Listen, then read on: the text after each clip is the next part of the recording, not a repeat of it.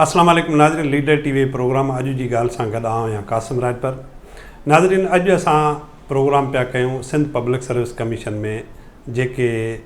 इम्तिहान थिया आहिनि लेक्चरर जा ऐं उन सां गॾोगॾु कंबाइंड कॉम्पिटेटिव एग्ज़ाम्स जा जेको गॾियल चटाभेटीअ वारो इम्तिहान हो उन हवाले सां ऐं जेके सिंध पब्लिक सर्विस कमीशन जे हवाले सां गुज़िरियल 15-20 ॾींहंनि खां वठी सोशल मीडिया वसीले मुख़्तलिफ़ टीवी चैनल्स अख़बारुनि ऐं प्रेस क्लब आॾो जेके नौजवान मुज़ाहिरा पिया कनि उन्हनि जेके 3-4 ॻाल्हियूं रखियूं आहिनि उहे ॾाढियूं इम्पॉर्टेंट आहिनि। ख़ासि तौर ते जेके लेक्चरर्स जा उम्मीदवार आहिनि त जॾहिं उन्हनि इम्तिहान फारम भरिया हुआ पंहिंजे एग्ज़ामिनेशन जे लाइ त लॻभॻि उन्हनि जो तइदादु 6 लख हो, पर जॾहिं छंड छाण करे सिंध पब्लिक सर्विस कमीशन उन्हनि खां टेस्ट वरिती त उन्हनि जो तइदादु 1,02,000 हुयो, यानी कि 5 लख उम्मीदवार जेके स्क्रूटनीअ दौरान मुख़्तलिफ़ सबबनि जे करे हू इन पोज़ीशन ते न अची सघिया, पर 1 लख उम्मीदवारनि इम्तिहान ॾिनो या टेस्ट लिखत टेस्ट ॾिनी। हाणे जेको इन ते इबहाम थियो आहे, तकरार थियो आहे या तज़ाद थियो आहे, उन जा मुख्य कारण जेके आहिनि, हिकु त आहिनि उन में जेके सिंध पब्लिक सर्विस कमीशन जेके मुख़्तलिफ़ मज़मूननि जी लिखत टेस्ट वरिती आहे उन में जेके ग़लतियूं थियूं आहिनि, पर उन खां वधीक जेका हींअर मामिलो जीअं त अदालत में वञी चुको आहे ऐं अदालत 6 अप्रैल ते उनजी ॿुधणी रखी आहे। बुनियादु उन जो आहे त जस्टिस सलाहुद्दीन पंवर साहिबु हिकिड़ो फ़ैसिलो ॾिनो हुयो जॾहिं अॻूणो सेक्रेटरी जनाब रफ़ीक बुरड़ो साहिबु हूंदो हुयो कॉलेज एजुकेशन में, त सिंध पब्लिक सर्विस कमीशन खे हुननि आज़ादु न छॾियो हुयो, पर कुझु शयुनि ते उन्हनि पाबंद कयो हुयो, जंहिंमें ख़ासि तौर ते चयो त लिखत इम्तिहान जो तरीक़ेकार पब्लिक सर्विस कमीशन बिल्कुलु तय कंदी, पर उन लाइ कुझु हुननि डोमेन तय करे ॾिनो, कुझु हदबंदी तय करे ॾिनी। उहा हदबंदी इहा हुई त 50 MCQ या घण चूंडाता जेके सवाल आहिनि उन्हनि जे बजाए 100 सवाल हूंदा, उन्हनि में 80% जेके सवाल हूंदा उहे मज़मून जे हिसाब सां हूंदा, 20 सवालनि में या 20% में जेको आहे बाक़ी हूंदा जंहिंमें आम मालूमात बि हूंदी, गॾोगॾु अंग्रेज़ीअ जा बि अधु सवाल हूंदा। पर हाणे हैरानगी इहा थी त अच्छा ॿी उन में ॻाल्हि लिखियलु हुई त जेके पेपर ठहंदा या जेके टेस्ट लाइ लिखत टेस्ट लाइ जेको पर्चो तयारु थींदो उहो IBA सखर तयारु कंदो कराची यूनिवर्सिटीअ जे सब्जेक्ट एक्सपर्ट सां गॾु। हाणे जॾहिं सिंध पब्लिक सर्विस कमीशन इम्तिहान वठण जो सिलसिलो शुरू थियो त पहिरें ॾींहं खां वठी जॾहिं हुननि जो अंग्रेज़ीअ जो पहिरियों पेपर थियो त उन में ग़लतियूं साम्हूं आयूं, ऐं जीअं जीअं पेपर अॻिते वधंदा विया त पोइ किथे जेका नौजवान निशानदाही कंदा रहिया त ख़ासि तौर ते हुननि शिकायत कई त जेको पेपर आहे उहो सिलेबस खां या जेका हुननि सिलेबस आउटलाइन ॾिनी हुई उन खां तमामु घणो परे आहे, या उन में उहे मज़मून शामिल आहिनि जेके पढ़िया कोन्हनि। कुझु नौजवान निशानदाही कई त हिन में पेपर में उहे सवाल ॾिना विया जेके हिंदुस्तान जे मुख़्तलिफ़ TV चैनल्स ते ॾिनल आम मालूमात या मुख़्तलिफ़ जेके किताब आहिनि हिंदुस्तान जा उन्हनि मां वरिती वई हुजे।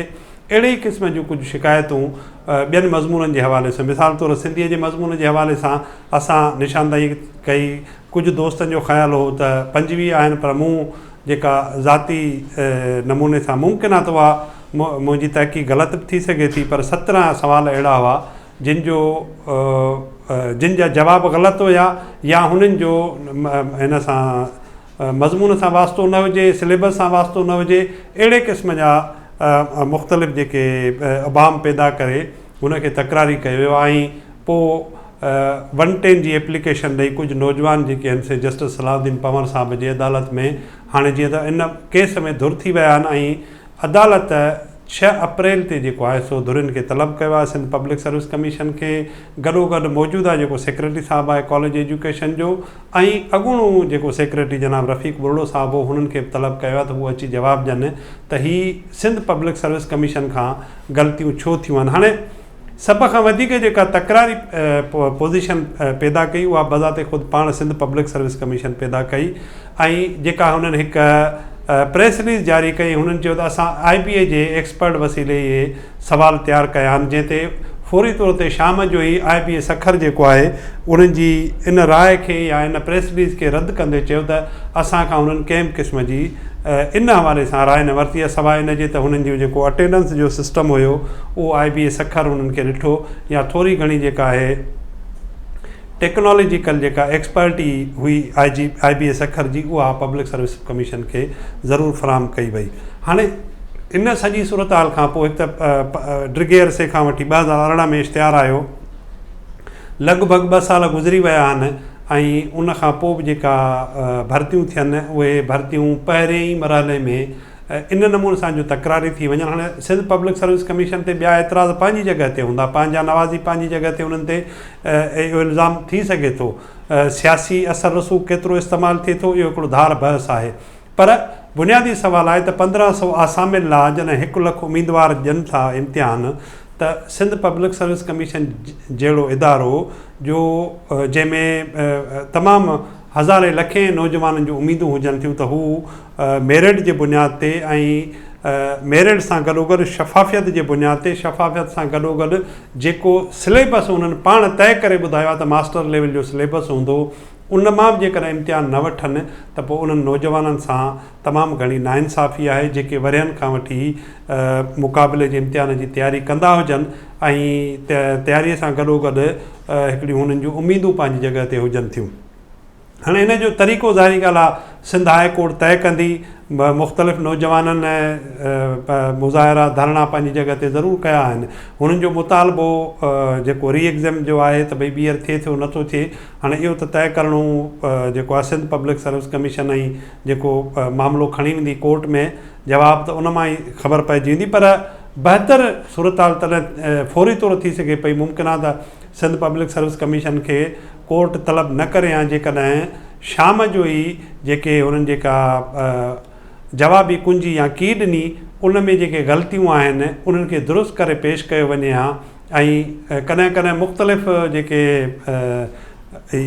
थर्ड पार्टी या इम्तिहानी वठंदड़ इदारा आहिनि उहे पंहिंजी ग़लती ॿिए ॾींहुं चौथे ॾींहुं जेका आहिनि उनखे दुरुस्त करे छॾींदा आहिनि। ऐं पाकिस्तान मेडिकल कमीशन या NTS जेके इम्तिहान वरिता उन्हनि में बि अहिड़े क़िस्म जा ग़लति सवाल आया, पर हुननि फौरी तौर ते पंहिंजी ग़लतीअ खे तस्लीम करे, हाणे ग़लती तस्लीम करण सां को माण्हू या इदारो नंढो नथो थी सघे, ऐं ग़लती दुरुस्त करे जेकॾहिं नौजवाननि जूं ग्रेस मार्कूं वधायूं वञनि त मां सम्झां थो त हीउ मामिलो इन पासे वञे ई न सघां। हाणे 2013 खां वठी मुख़्तलिफ़ जेके इम्तिहान आहिनि उहे सिंध पब्लिक सर्विस कमीशन जा तकरारी थींदा पिया अचनि, ऐं उनजो बुनियादु आहे जेका सिंध पब्लिक सर्विस कमीशन जी हिकु त जोड़ जेका मुकमिल आहे, मेंबर पूरा कोन्हनि खे, ऐं जेका अणपूरी कमीशन आहे त इंतिज़ाम बि उन हिसाब सां अणपूरा ई हूंदा। तंहिंजे करे सिंध हुकूमत खे, सिंध जे वॾे वज़ीर खे घुरिजे त कमीशन खे न सिर्फ़ु बाख़्तियार करे, न सिर्फ़ु